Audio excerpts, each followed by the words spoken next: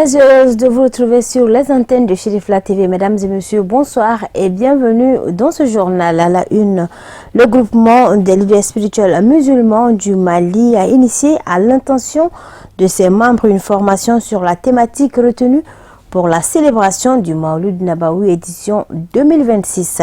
Les travaux se sont déroulés ce dimanche 23 août 2026 au siège du groupement des leaders spirituels musulmans du Mali à Korofina en commune 1 du district de Bamako. Samaïda Sanoko nous en parle.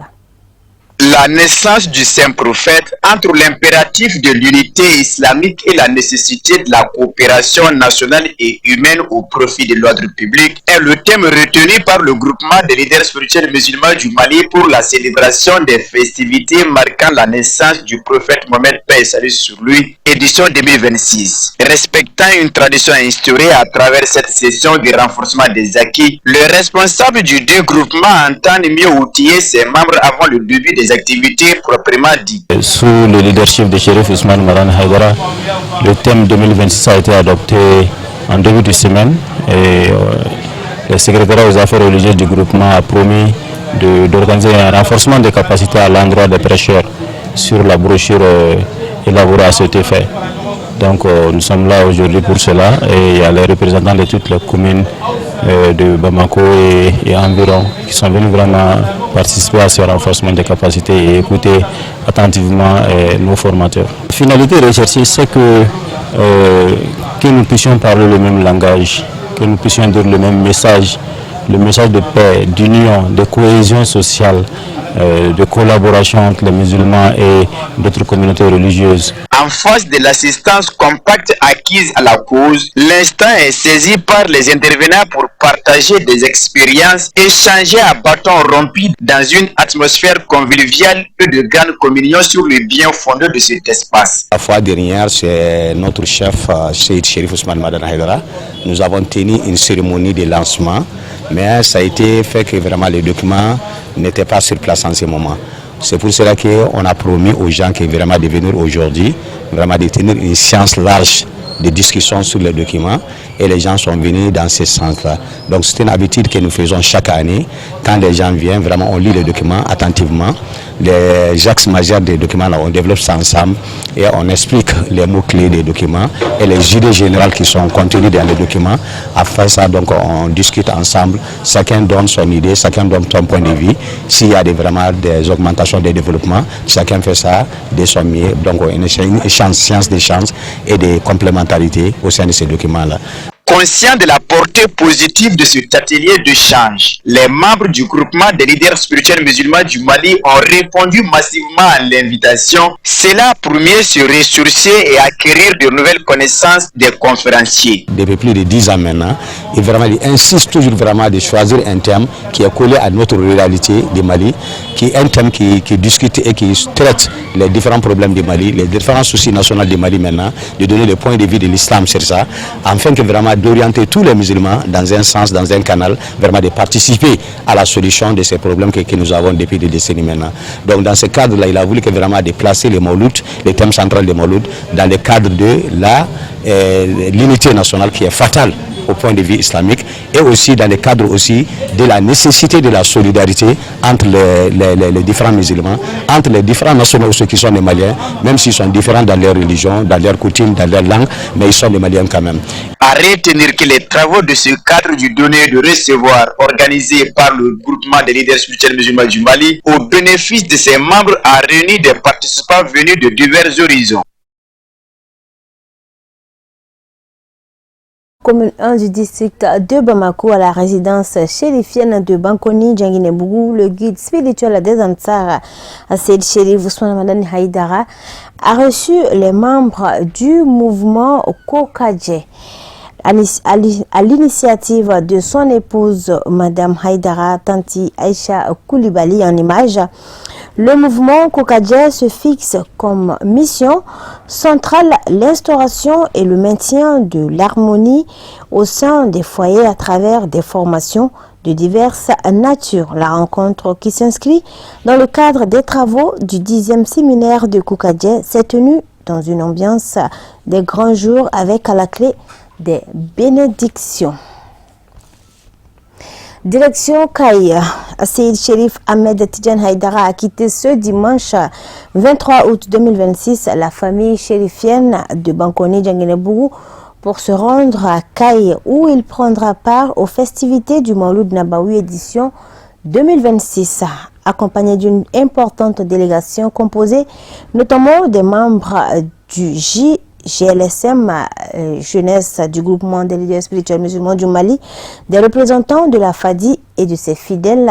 Le prince héritier de la famille chérifienne a été accueilli à son arrivée à l'aéroport Dagdag de Kaï par une forte mobilisation des autorités, des membres et sympathisants Ansar. Le compte rendu, c'est avec Sadio Sidibé et Ibrahim Koulibaly à Kaï pour Chérifla TV. C'est aux environs de 14h30 que le fils du guide spirituel des Ansars, Seyid Chérif Ahmed Tidjane Haïdara, a quitté la résidence chérifienne de Bankoni Djanguinebougou pour l'aéroport international Président Modibo Keïta à destination de Kaï à bord d'un avion spécial. Ce déplacement traditionnel s'inscrit dans le cadre de la célébration du Mauloud Nabawi marquant la naissance du saint prophète Mohammed, paix et salut sur lui à Kaï, édition 2026. C'est à 15h07 que les membres de la délégation ont pris place à bord d'un avion affrété pour la circonstance par la FADI.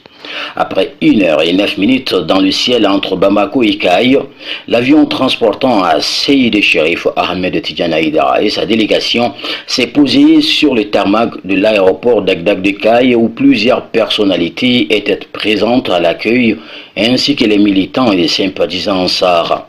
À son arrivée, il a été accueilli par une forte délégation composée des membres de JSLM, jeunesse du groupement de leaders spirituels musulmans de Kaï, des membres des délégations internationales en Sardine, ainsi que les adeptes. C'est sous une escorte policière que la délégation a pris la direction de la ville de Kaï. À ce moment-là, partout où le cortège est passé, on pouvait lire la joie sur le visage des riverains qui étaient très heureux et mobilisés de revoir leur prince à l'aéroport d'Agdag de Kaï jusqu'au site d'accueil devant le siège de l'association Ansardine de Kaïndi. Les abords de la route étaient pris d'assaut par une foule en liesse pour souhaiter la bienvenue à leur hôte du jour.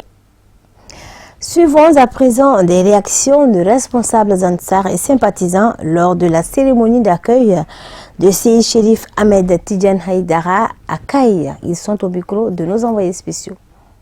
On est particulièrement heureux aujourd'hui encore une fois de plus pour accueillir le fils du guide de l'Ansardine, Seyid Chérif Ahmed Tidjane Haïdara. C'est devenu une tradition maintenant que chaque année, il vient célébrer avec nous à Kaï la naissance de l'élu de Dieu.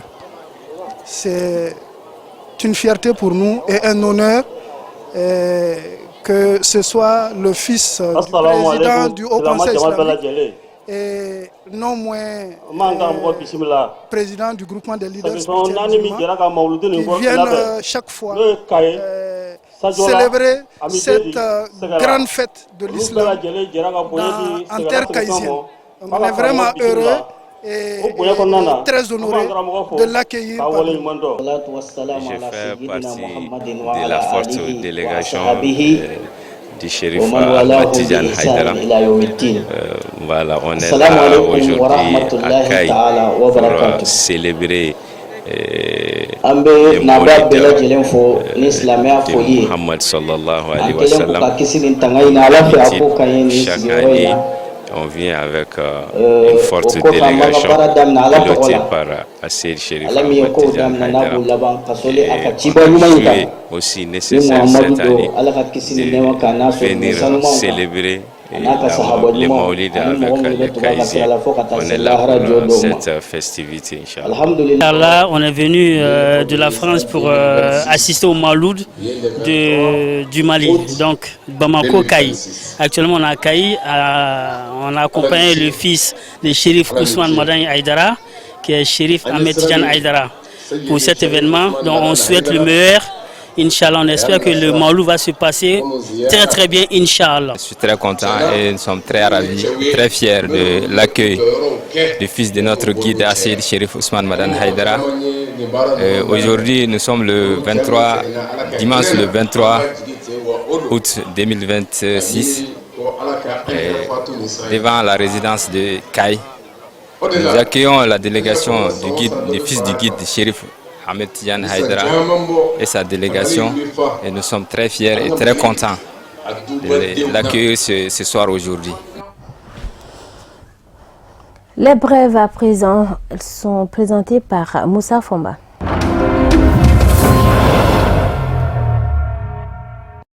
Le ministre burkinabé des Affaires étrangères, Karamoko Jean-Marie Traoré, a appelé le 20 août les Nations Unies à mieux tenir compte des réalités du Burkina Faso et du Sahel, dénonçant des faux rapports et des diagnostics qu'il juge inadaptés aux réalités de la région. À défaut de nous féliciter, que les organisations partenaires disent au moins la vérité sur ce qui se passe dans nos États, a déclaré le ministre lors d'un entretien avec Charles Work Zewde, envoyé spécial du secrétaire général de l'ONU. Selon l'envoyé spécial, cette mission vise notamment à recueillir les appréciations des autorités burkinabè sur les interventions des agences onusiennes. Le ministre a notamment demandé à l'ONU d'adapter son accompagnement aux choix souverains des États et de renforcer son rôle en matière de diplomatie préventive et de proximité. Le ministre burkinabè a également défendu les choix politiques retenus par les autorités de l'AES. Selon lui, l'arrivée des militaires au pouvoir dans ces trois pays est notamment liée aux frustrations accumulées et à la priorité accordée à la lutte contre l'insécurité plutôt qu'à l'organisation rapide d'élections.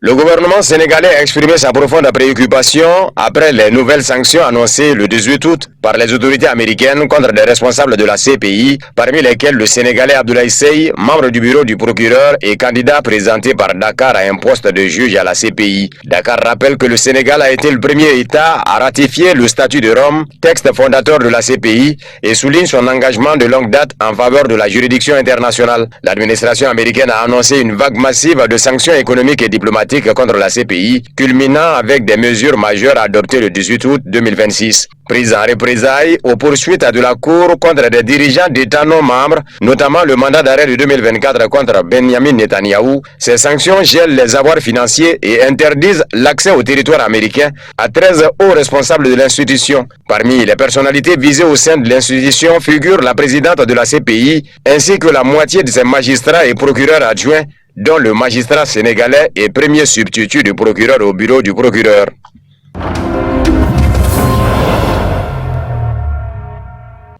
Le président des États-Unis a répondu ce 23 août au premier ministre canadien Mark Carney après la décision d'Ottawa d'imposer des droits de douane sur l'acier et des produits américains en riposte à l'imposition par Washington de droits de douane de 50% sur des produits canadiens. Le chef du gouvernement canadien a lui évoqué une guerre. Le Canada veut les avantages d'un État des États-Unis sans en être un, a déclaré ce 23 août le président des États-Unis dans un message sur son réseau Truth Social, alors que les tensions vont crescendo depuis l'échec des négociations entre Washington et Ottawa. Ils ont aussi imposé à nos formidables agriculteurs pendant de nombreuses années des montants énormes de tarifs douaniers. Ça suffit, a ajouté Donald Trump. La veille, le premier ministre canadien Mark Carney avait annoncé une série de contre-mesures tarifaires sur l'acier, les produits laitiers, électroménagers et électroniques, ainsi que l'équipement agricole et le papier américain. Une réponse dollar pour dollar au nouveau droit de douane américain de 50% sur des produits canadiens, dont le ciment ou les crosses de hockey entrant en vigueur.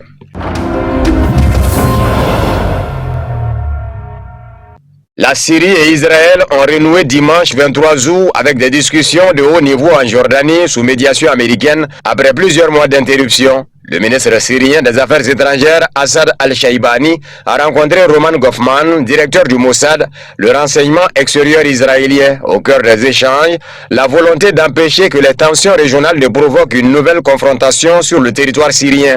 Les deux responsables auraient notamment évoqué la création en Jordanie d'une salle d'opération spéciale supervisée par les États-Unis, chargée de faciliter la coordination sécuritaire et d'éviter des affrontements, notamment entre Israël et la Turquie. La rencontre survient quelques jours jours après une frappe israélienne contre une base aérienne du nord de la Syrie, Israël affirmant vouloir empêcher une implantation militaire turque sur le site, tandis qu'Ankara dément y avoir déployé des soldats. Depuis le départ de Bachar al-Assad fin 2024 et l'arrivée au pouvoir d'Ahmed El-Shara, Israël a mené des centaines de frappes en Syrie et renforcé sa présence dans le sud du pays, notamment dans la zone tampon du Golan.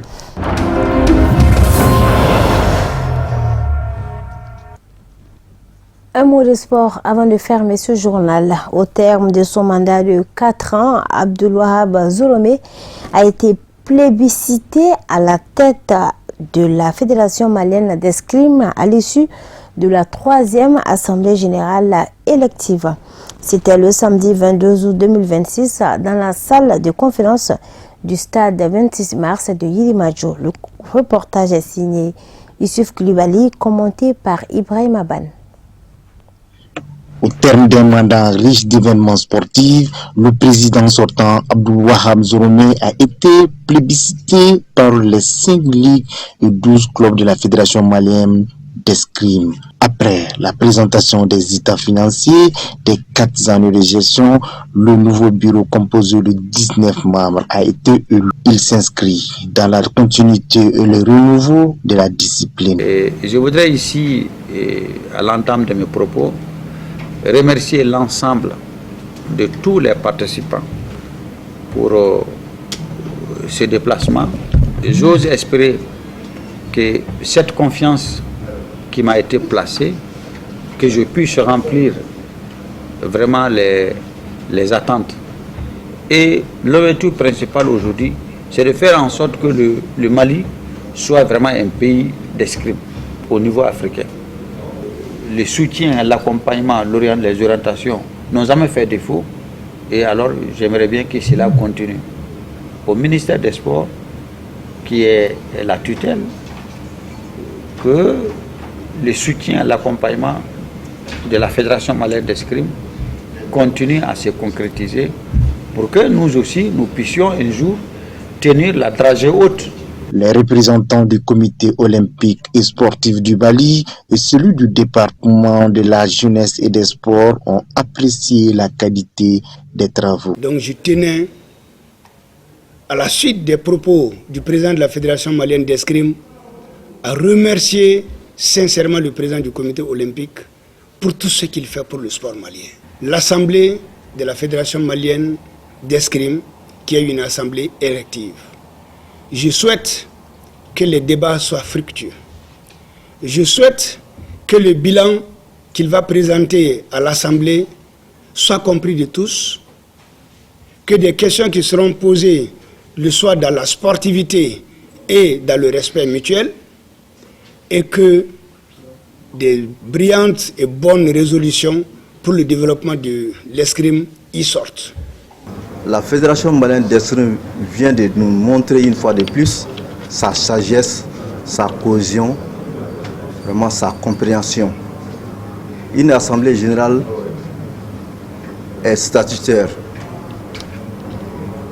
mais la façon dont ça s'est passé, ça pouvait être autrement.